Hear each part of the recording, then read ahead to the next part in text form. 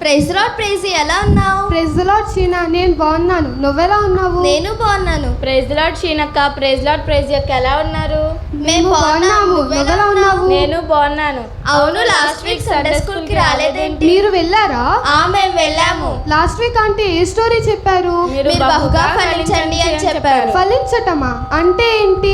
అది తెలుసుకోవాలి అంటే లూకా సువార్త 8వ అధ్యాయంలో యేసుక్రీస్తు ప్రభు చెప్పిన 4 రకాలైన విత్తనాల గురించి తెలుసుకోవాలి. ఆ 4 రకాల విత్తనాలు ఏంటో నాకు కూడా చెప్తారా? మాతో రా, చెప్తాం.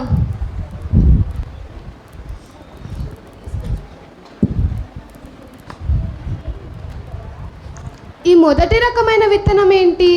ఇది త్రోవ ప్రక్కన పడిన విత్తనం. త్రోవ ప్రక్కన పడిన విత్తనానికి ఫలించడానికి సంబంధం ఏంటి? విత్తనాలు విత్తువాడు విత్తుచుండగా కొన్ని త్రోవ ప్రక్కన పడతాయి. వాటికి భద్రత లేని కారణం చేత పక్షులు వచ్చి వాటిని ఎత్తుకెళ్ళిపోతాయి. అలాగే మనం వాక్యం విన్నప్పుడు వాటిని హృదయంలో భద్రం చేసుకోవాలి.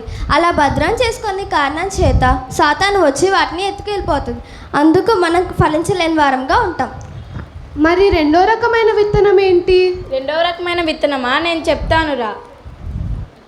ఇవి రాతి నేల పడిన విత్తనం. రాతి నేలకి ఫలించడానికి సంబంధం ఏంటి? రాతి నేల పడిన విత్తనాలు మన్ను లోతుగా లేని కారణం చేత వాటి రాళ్ళు వాటిని అంచివేసేవిగా ఉన్నాయి. అలాగే మనం కూడా వాక్యాన్ని వింటాం, కానీ మనకు బాధ దుఃఖము వచ్చినప్పుడు మనం దేవుళ్ళు ఎదగలేని వారంగా ఉన్నాం. అందుకనే మనం ఫలించలేని వారంగా ఉన్నాం. మరి మూడో రకమైన విత్తనం ఏంటి? అది ముండ్ల పొదలో పడిన విత్తనం.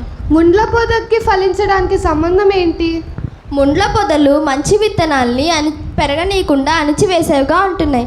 అలాగే మనం వాక్యం విన్నప్పుడు మనకున్న ఐహిక విచారాలు, ధనమోసాలు, ఇంకా రకరకాలైన తలంపుల వలన అవి వాక్యాన్ని అణిచివేసేవిగా ఉన్నాయి. అందుకు మనం ఫలించలేని వారంగా ఉంటాం. మరి నాలుగో రకమైన విత్తనం ఏంటి?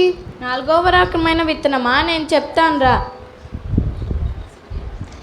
ఇవి మంచినీళ్ళ పడిన విత్తనాలు. మంచి నేలకి ఫలించడానికి సంబంధం ఏంటి? మంచినీళ్ళ పడిన విత్తనాలు ఎరువు వేయబడి, నీరు పోయబడి, దున్నబడిన సారవంతమైన భూమి. అందులో విత్తనాలు వేస్తే అవి ఫలించేవిగా ఉన్నాయి. అలాగే మనం కూడా వాక్యాన్ని విని దాని ప్రకారం జీవిస్తూ వస్తే దేవుడు మనకిచ్చిన తలాంతులను బట్టి 30దంతులుగాను, 60దంతులుగాను, 100అంతులుగాను ఫలించే వారముగా ఉన్నాం. నేను ఇంత మంచి స్టోరీ మిస్ అయ్యానా? ఇప్పటి నుంచి మనము కూడా దేవుళ్ళలో ఫలించే వారుగా ఉన్నాము.